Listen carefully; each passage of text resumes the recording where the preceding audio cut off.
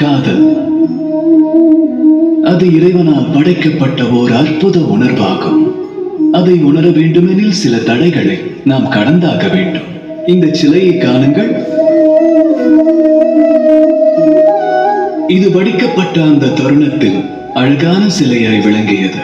ஆனால் அதன் பிறகு அக்கறையோடு இதை கவனிக்கவில்லை. எவரிடம் இச்சிலை இருந்ததோ அவர் இதை சரிவர பேணவில்லை. இப்பொழுது